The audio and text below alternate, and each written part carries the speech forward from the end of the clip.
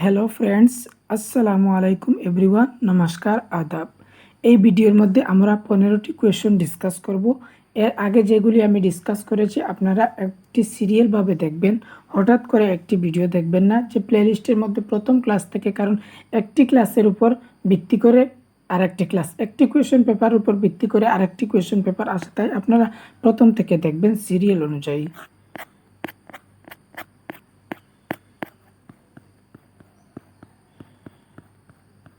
আর থিওরির জন্য আপনারা যে ইংলিশ পেডাগজি একটি থিওরি লেখা আছে সেই থিওরির প্লেলিস্টটি দেখে নেবেন, কারণ সিলেবাস একদম সেম, প্রত্যেকটি থিওরি ডিসকাস করা আছে, আপনারা সেখান থেকে থিওরিটি দেখে নেবেন। আজকের যে প্রথম কোয়েশন সেটি হচ্ছে, আর যাদের পেপার টু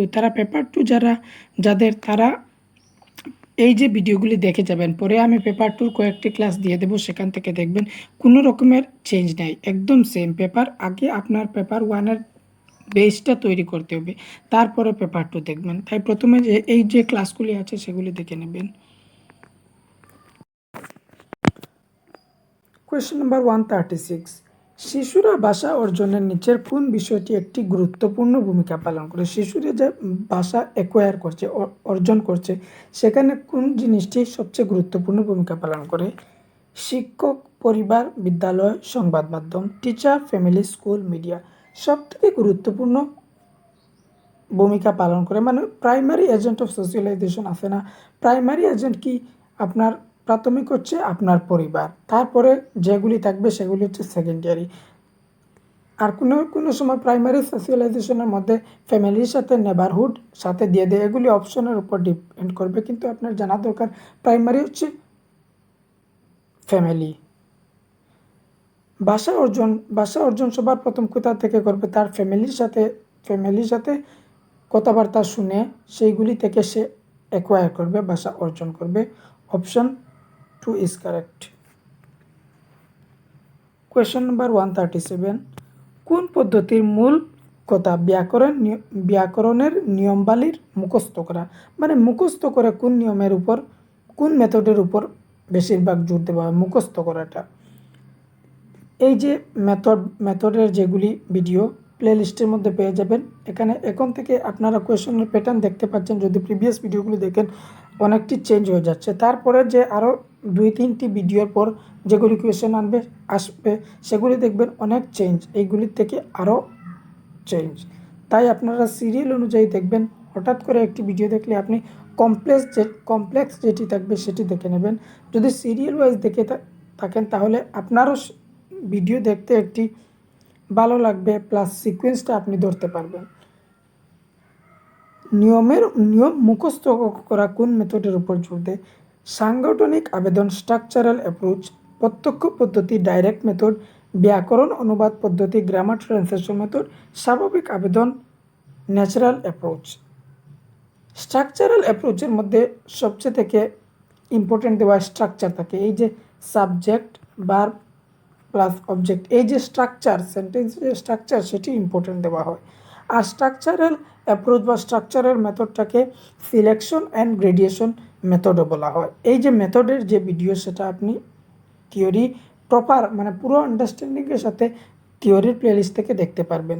গ্রামারের, ইংলিশের এবং বাংলার যে পেডাগজি একদম সেম, সেটা কোয়েশন পেপারও সেম থাকে, জাস্ট ট্রান্সলেট করা থাকে, এখানে বাংলা আর সেখানে ইংলিশ। ডাইরেক্ট মেথডের মধ্যে যখন আপনি যে কোনো একটি ভাষা শেখান, ভাষা শেখানোর সময় আপনি যেটি ভাষা শিখাচ্ছেন শুধু ওই ভাষাটা ইউজ করবেন, সেই মেথডটাকে ডাইরেক্ট মেথড বলা হয়। আপনি শিশুর যে মাতৃভাষা সেটা ইউজ করতে পারবেন না, যেটি ল্যাঙ্গুয়েজ শেখাচ্ছেন, যেটি ভাষা শিখাচ্ছেন শুধু সেই ভাষাটা ইউজ করবেন ডাইরেক্টভাবে। যেমন ইংলিশ শেখাচ্ছেন, আপনি সব কিছু ইংলিশে ডাইরেক্টভাবে শুধু ইংলিশে কথাবার্তা বলবেন, যা কিছু বলার শুধু ইংলিশেই বলবেন, মাদার টাংকে বিতাড়িত করা হবে। এটা হচ্ছে ডাইরেক্ট মেথড। এই ডাইরেক্ট মেথড থেকে অনেক কোয়েশন আসে, বা আপনি এখন যে ভিডিও নতুন ক্লাস দেব সেখানে আপনি দেখতে পারবেন। তারপর হচ্ছে গ্রামার ট্রান্সলেশন মেথড। গ্রামার ট্রান্সলেশনের মধ্যে ডেফিনেশনগুলো আমাদের প্রথমে মুখস্থ করতে হয়, বা যেগুলি পড়ানো হয়, যে ভাষায় পড়ানো হোক সেখানে ট্রান্সলেট করে পড়ানো হয়। যেমন ইংলিশ পড়াচ্ছেন, সাথে সাথে ইংলিশের যে ওয়ার্ডগুলো থাকবে ট্রান্সলেট করা হবে, প্লাস আপনার যে নিয়মগুলি থাকবে, নিয়মগুলি আপনার মুখস্থ করতে লাগবে। যে রুলগুলি থাকবে সেগুলি আপনার প্রথমে মুখস্থ করতে হবে। আপনারা যেমন গ্রামার যখন শিখেছিলেন, আই থিঙ্ক আমি যেভাবে পড়েছিলাম গ্রামার ট্রান্সলেশন মেথডেই পড়েছি। মানে গ্রামারের রুলগুলি প্রথমে আমি মুখস্থ করতাম, তারপরে অ্যাপ্লাই করতাম। সেটি যখন নিয়মগুলি মুখস্থ করা হবে তারপরে অ্যাপ্লাই করা হবে, সেটা কী হবে? Grammar translation method. গ্রামার ট্রান্সলেশনের মধ্যে এটাই সবথেকে ইম্পর্টেন্ট যে এখানে মাদার টাঙ্গের প্রয়োগ, যে ভাষায় শেখা হচ্ছে সাথে সাথে মাদার টাংটা ইউজ করে শেখানো হচ্ছে। অপশন 3 ইজ কারেক্ট, কারণ এখানে মুখস্থ করা হয়।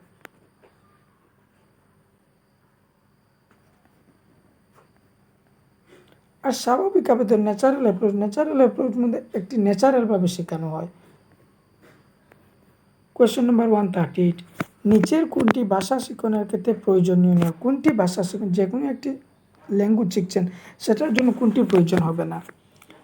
মোটিভেশন, আত্মবিশ্বাস, সেলফ কনফিডেন্স, শিক্ষণের বিশেষভঙ্গি, অ্যাটিটিউড টুয়ার্ডস লার্নিং, অনুবাদ, ট্রান্সলেশন।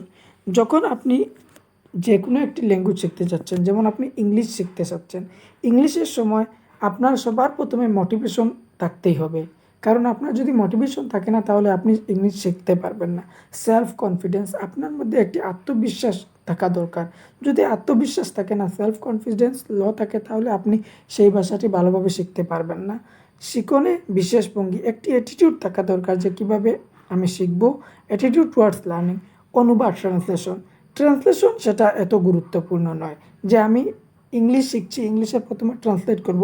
তাহলে ডাইরেক্ট মেথড দিয়ে কীভাবে ইংলিশ শেখানো হয়? ডাইরেক্ট মেথডের মধ্যে তো শুধু ডাইরেক্ট যে ভাষা শিখছেন শুধু ওই ভাষায় সব কিছু করা হয়, কথাবার্তা, ইনস্ট্রাকশন প্রত্যেক কিছু ডাইরেক্টভাবে করা। তাহলে ট্রান্সলেশনের তো প্রয়োজন হয় না। Option 4 is correct.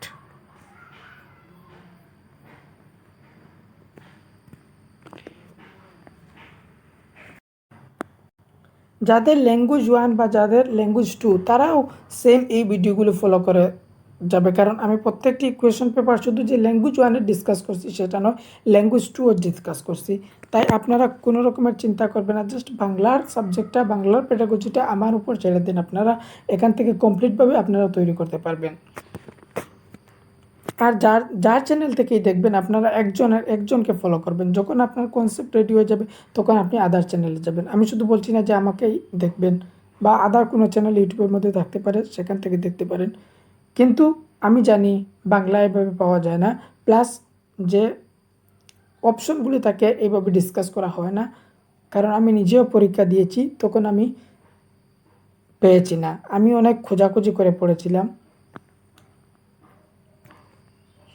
Question number 139, শিশুদের লেখা শেখানোর সময় একজন শিক্ষক হিসাবে তুমি কি করবে?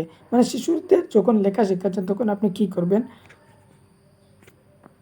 শিশুদের ভাষার বর্ণমালা লিখতে বলা হবে, মানে তারা যে ভাষার যে বর্ণগুলো আছে ABCD সেগুলো লিখতে বলবেন।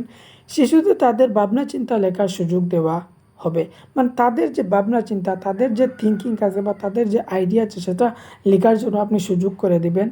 শিশুদের প্রথমে একটি অনুচ্ছেদ মুখস্থ করতে বলা হবে এবং তারপর সেই অনুচ্ছেদটি সুন্দর হাতের লেখায় লিখতে হবে। সুন্দর হাতের লেখার প্রয়োজন নেই, জাস্ট লেখাটা বোঝা গেলেই ভালো।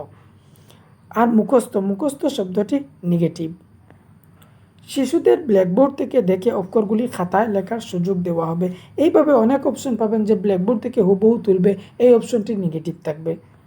শিশুদের তাদের ভাবনা চিন্তা লেখার সুযোগ দেওয়া, মানে তাদের যে ভাবনা আছে, তাদের যে ইমোশন, তাদের যে ফিলিংস আছে সেগুলি তারা নিজেই লিখবে। তখন তারা ফ্রি রাইটিং করবে, তখন তারা লেখাটি ভালোভাবে শিখতে পারবে। Option 2 is correct. Question number 140, শিক্ষার্থীর জন্য শিক্ষণ উপাদান টিচিং লার্নিং মেটেরিয়াল বাছাই করার জন্য নিচের কোন বিষয়টি জরুরি? মানে টিচিং লার্নিং টিএলএমটি বাছাই করবেন, তখন সবথেকে জরুরি কোনটি টিএলএমের উপর? এই টিচিং লার্নিং মেটেরিয়াল কেন ইউজ করা হয়?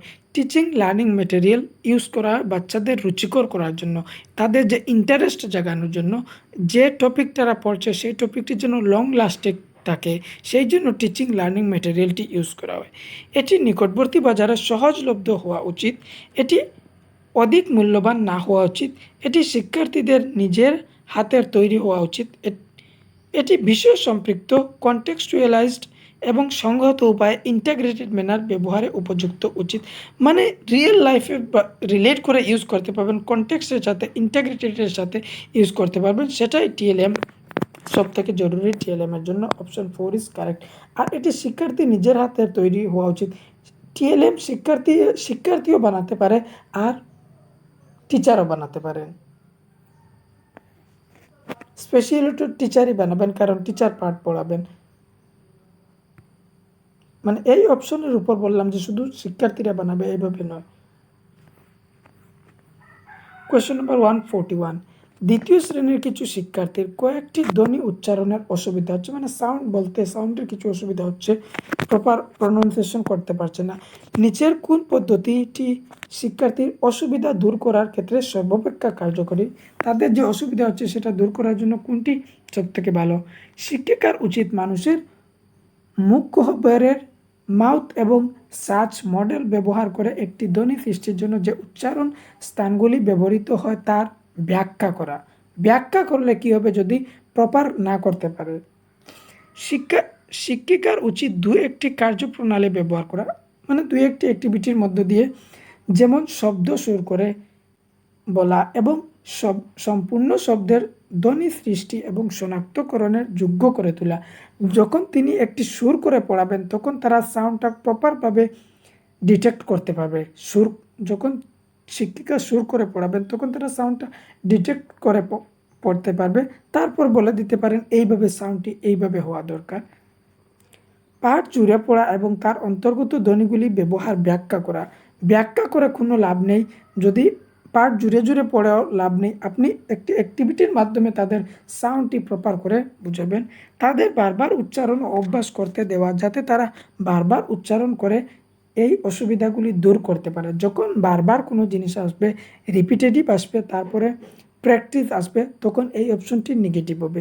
আমি সাথে সাথে যেগুলি নেগেটিভ থাকবে বলে দিচ্ছি, আপনারা যে আলাদা কোনো কিওয়ার্ড দেখে নেগেটিভ বার করবে না, কারণ কিওয়ার্ড দেখে যদি নেগেটিভ বার করেন অনেক কোয়েশন আপনার এই নেগেটিভের মধ্যে থেকেই ভুল হয়ে যাবে। তাই নেগেটিভ পজিটিভ নেগেটিভ এখন নতুন যখন পরীক্ষা দিতে যাচ্ছেন তখন এইগুলি খুঁজবেন না। যখন পরীক্ষার সময় একদম কাছাকাছি এসে যাবে তখন আপনি পজিটিভ নেগেটিভ ওয়ার্ড দেখবেন, কারণ এর আগে আপনার প্র্যাকটিস ভিডিও দেখে দেখে সম্পূর্ণ জানা হয়ে যাবে।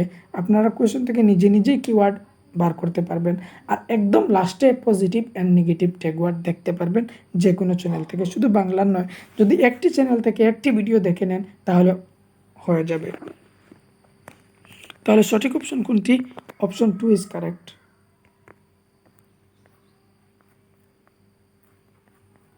কোয়েশ্চন নাম্বার 142, বেশ কিছু উদাহরণের সাহায্যে ব্যাকরণের নিয়মাবলীর উপর বিশেষ জোর দেওয়া হয় যে শিক্ষণ পদ্ধতি, সেটি হলো inductive method, deductive method, grammar translation method, direct method, আরোহী পদ্ধতি, অবরোহী পদ্ধতি।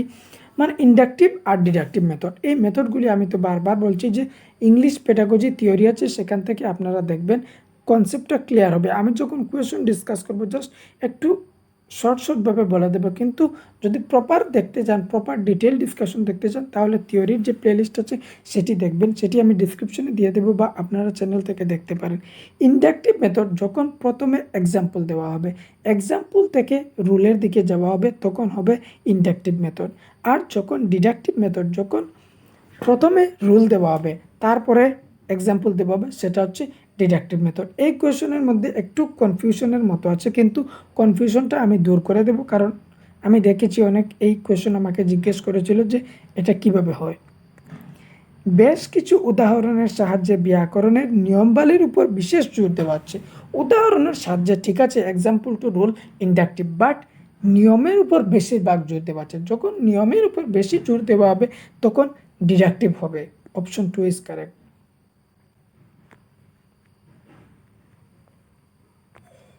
আর এই যদি আরোহী আর অবরোহীর মধ্যে আপনারা কনফিউশন থেকে যান যে ইন্ডাকটিভ মেথড কোনটি আর ডিডাকটিভ মেথড কোনটি, যদি ইংলিশ সাথে না থাকে আরোহী আর অবরোহীর মধ্যে, মনে রাখেন একটি ড্রামা ছিল কালার্স টিভির মধ্যে দিত, ইস্ক মে মর যাওয়া। সেই ড্রামা একটি মেয়ে ছিল, তার নাম ছিল আরোহী। এই আরোহীটি অনেক ভালো ছিল, কিন্তু তার সেম মানে তার হামসকল, তার ডুপ্লিকেট একটি মেয়ে ছিল, তার নাম ছিল, আপনি মনে করেন তার অরিজিনাল নাম ছিল তারা, কিন্তু আপনি সেই জায়গায় আপনি অবরোহী মনে করেন। আরোহী অনেক সুন্দর নাম, অবরোহী তার উল্টো। আরোহীর মধ্যে প্রথমে এক্সাম্পল থাকে, মানে এক্সাম্পল টু রুল সেটি ভালো থাকে, আর রুল টু এক্সাম্পল সেটি ভালো থাকে না। তাই আপনারা ভালোটিকে মানে আরোহীকে ভালো মনে করবেন, ভালো মনে করে ইন্ডাকটিভ মেথড মনে করবেন।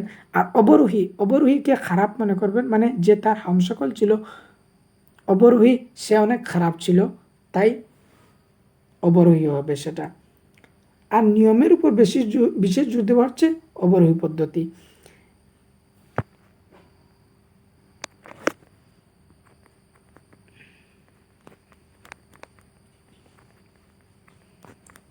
তারপরে হচ্ছে কোয়েশ্চেন নাম্বার 143, শিক্ষার্থীরা কিসের সাহায্যে ভাষা অর্জন করে? ভাষা মানে ল্যাঙ্গুয়েজ অ্যাকোয়ার কীভাবে করে, কিসের সাহায্যে?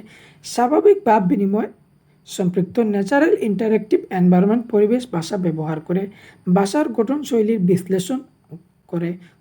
ভাষার গঠন যদি বিশ্লেষণ করে ভাষা শেখা যেত, সেটা কি অনেক সহজ? সেটা হবে যাবে ল্যাঙ্গুয়েজ লার্নিং। এই যে ল্যাঙ্গুয়েজ অ্যাকুইজিশন আর ল্যাঙ্গুয়েজ লার্নিং, সেটিও থিওরির মধ্যে দেওয়া আছে। এই ভাষার সাহিত্য পাঠ করে ওই ভাষার বক্তার সংস্কৃতি সম্পর্কে জ্ঞাত হয়। ল্যাঙ্গুয়েজ অ্যাকুইজিশন যে অটোমেটিকভাবে যখন আপনি ল্যাঙ্গুয়েজ বলতে পারেন বা শিখে যান অটোমেটিকভাবে, তখন সেটা হচ্ছে ল্যাঙ্গুয়েজ অ্যাকুইজিশন। যেমন আপনার মাদার টাং, আপনার যে মাতৃভাষা, আপনি যে বাংলার ভিডিও দেখছেন নিশ্চয়ই আপনার মাদার টাং থাকবে বাংলা। তাহলে আপনি বাংলাটা কিভাবে শিখছেন? আপনার পরিবারের বা আপনার পাশাপাশি যে লোকজন ছিল তাদের সাথে আপনি ইন্টারেক্ট করে, তাদের সাথে আপনি মিলেমিশে সেই পরিবেশ থেকে ভাষাটা অ্যাকোয়ার করে নিয়েছেন। Option 1 is correct. Question number 144, নিচের কোনটি সূক্ষ্ম চালিকা শক্তির ফাইন মোটর স্কিল বিকাশের উদাহরণ? একটি হচ্ছে ফাইন মোটর স্কিল আর একটি হচ্ছে gross motor skill. Gross motor skill যখন আপনার বড় বড় মাংসপেশি যেগুলি আছে ইউজ হবে, তখন সেটা হবে গ্রস মোটর স্কিল। যেমন আপনি ওয়াক করছেন, আপনি রানিং করছেন, আপনি সাইকেল চালাচ্ছেন, আপনি সুইমিং করছেন, আপনার বড় বড় মাংসপেশিগুলি ইউজ হচ্ছে, তখন সেটা হবে গ্রস মোটর স্কিল।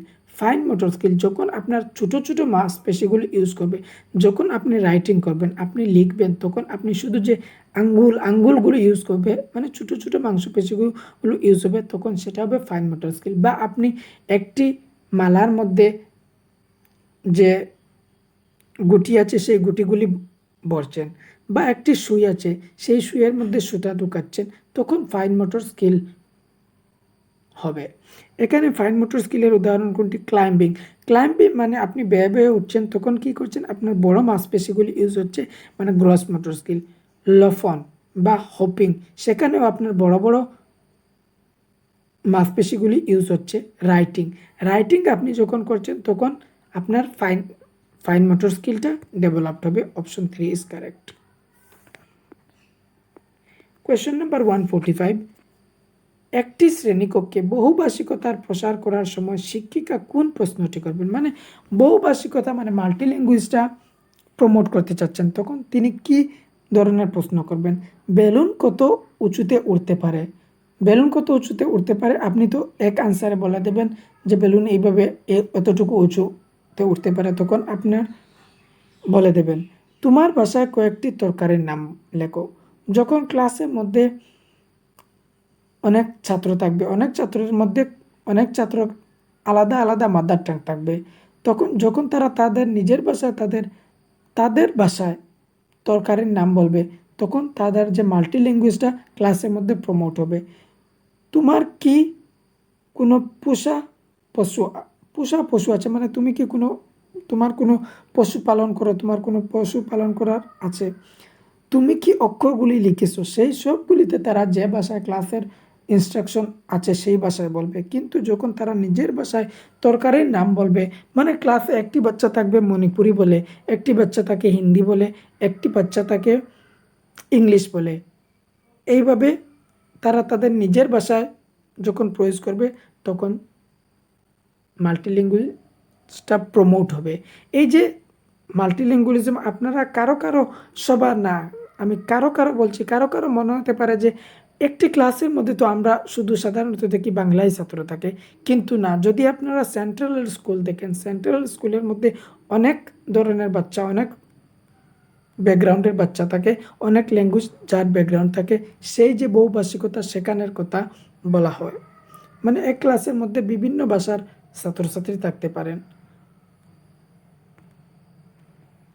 এখানে কেউ কিছু মনে করবেন না যে আপনারা জানেন না এভাবে বলছি। এখানে হয়তো কোনো স্টুডেন্ট থাকতে পারে যে বলবে আমরা তো ক্লাসের মধ্যে দেখেছি শুধু বাংলাভাষীর ছাত্র থাকে, এই জন্য।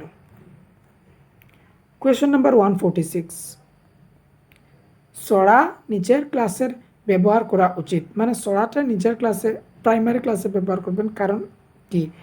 শিক্ষার্থীকে লক্ষ্য ভাষা টার্গেট ল্যাঙ্গুয়েজ বলার সুযোগ করে দেয়, শিক্ষার্থীকে অনুশাসনে রাখে, মানে যে নিয়মকানুন সেটা মেনে চলে, শিক্ষার্থীকে লক্ষ্য ভাষা ব্যাকরণ শিখনে সাহায্য করে, গ্রামার শিখতে সাহায্য করবে সড়া, শিক্ষার্থীকে কঠিন শব্দগুলি ব্যাখ্যা করতে এবং তারপর বাক্য গঠন সাহায্য করবে,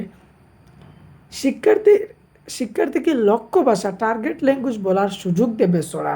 কারণ সড়ার মধ্যে তারা টিচার ইউজ করতে পারেন তাদের টার্গেট ল্যাঙ্গুয়েজটা কিছু কিছু, তখন তারা একটি সুযোগ পাবে তাদের টার্গেট ল্যাঙ্গুয়েজের। তাহলে অপশন 1 হচ্ছে সঠিক। কোয়েশ্চেন নাম্বার 147, শিক্ষক স্থির করলেন তিনি ক্লাসে একটি শ্রবণ প্রক্রিয়া লিসেনিং অ্যাক্টিভিটি করাবেন। মানে তিনি এইভাবে থিঙ্কিং করছেন, শিক্ষার্থীর শ্রবণ আগ্রহে বাড়িয়ে তোলার জন্য তিনি কিছু চিন্তা ভাবনামূলক প্রকল্প কার্যের পরিকল্পনা করলেন, যেমন কিছু পরীক্ষিত প্রশ্ন যা তাদের আগ্রহ বাড়িয়ে তুলবে এবং আলোচনায় আগ্রহী করে তুলবে। এই আয়োজন কিসের জন্য? মানে তাদের আগ্রহ বাড়িয়ে তোলা, তারপরে যেমন কিছু পরীক্ষিত প্রশ্ন তাদের আগ্রহ বাড়িয়ে তুলবে এবং আলোচনায় আগ্রহ, তাদের ইন্টারেস্ট জাগাবে। এটা কী রকমের আয়োজন? শ্রবণের পূর্বের প্রকল্প প্রি লিসেনিং অ্যাক্টিভিটি, শ্রবণের সময়ের কার্যপ্রকল্প হোয়াইল লিসেনিং অ্যাক্টিভিটিস, শ্রবণের পরবর্তী কার্যপ্রকল্প পোস্ট লিসেনিং অ্যাক্টিভিটিস, শ্রবণ কার্যপ্রকল্প অনুসরণ করা, জাস্ট অনুসরণ করবে।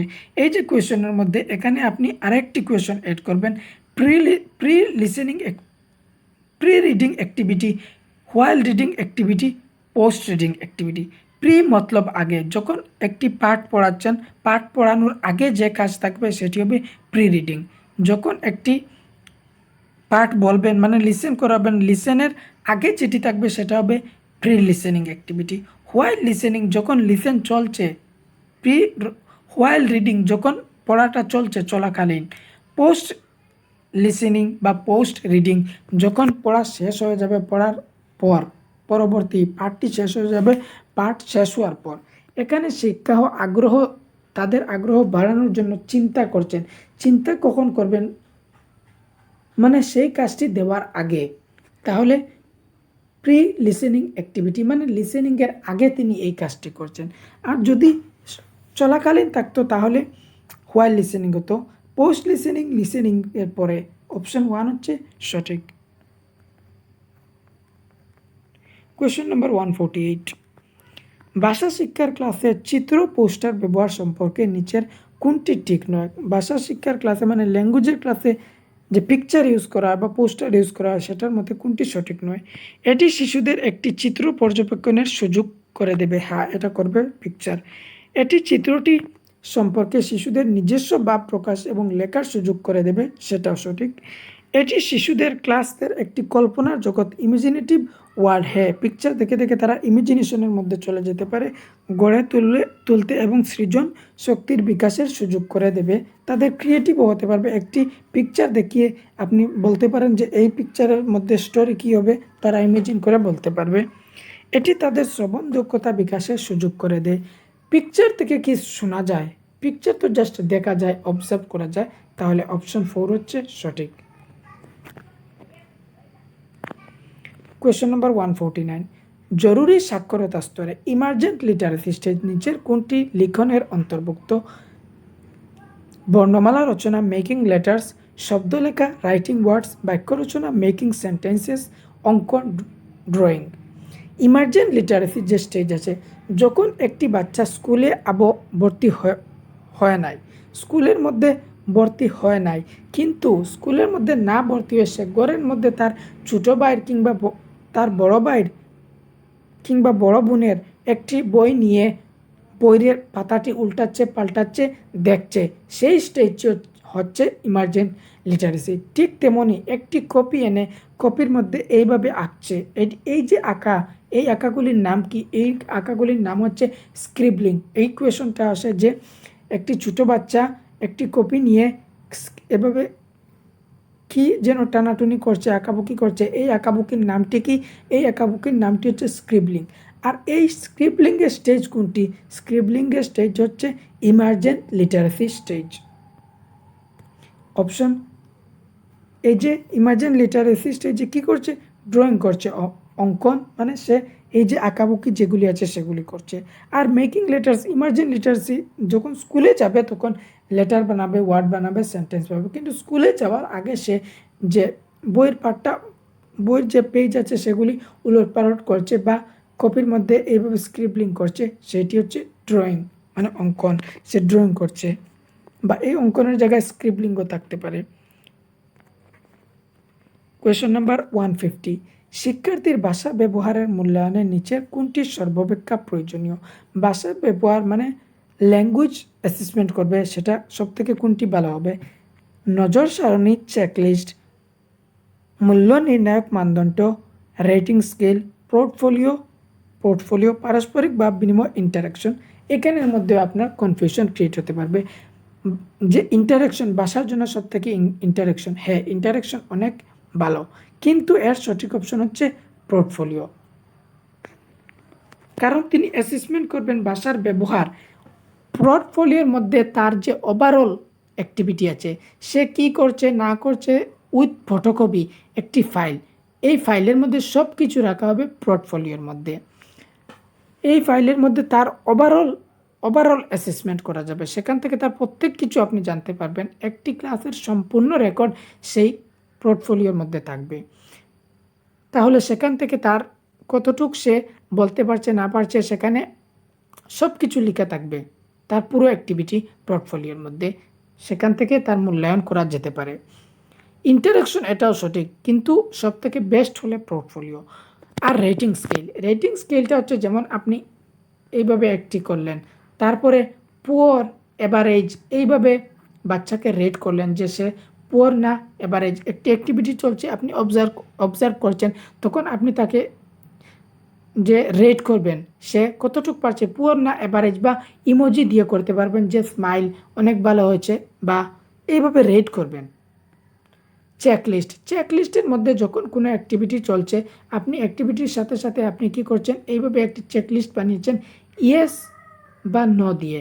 যে অ্যাক্টিভিটি, ড্রয়িংয়ের অ্যাক্টিভিটি করাচ্ছেন, যেমন বাচ্চা কি পেন্সিল এনেছে, আপনি ইয়েসের মধ্যে টিক দিয়ে দিলেন, যদি পেন্সিল না আনে নোর মধ্যে টিক দিয়ে দিলেন। এটা হচ্ছে রেটিং স্কেল। এখানে আমাদের কোয়েশন কমপ্লিট হয়ে গেল।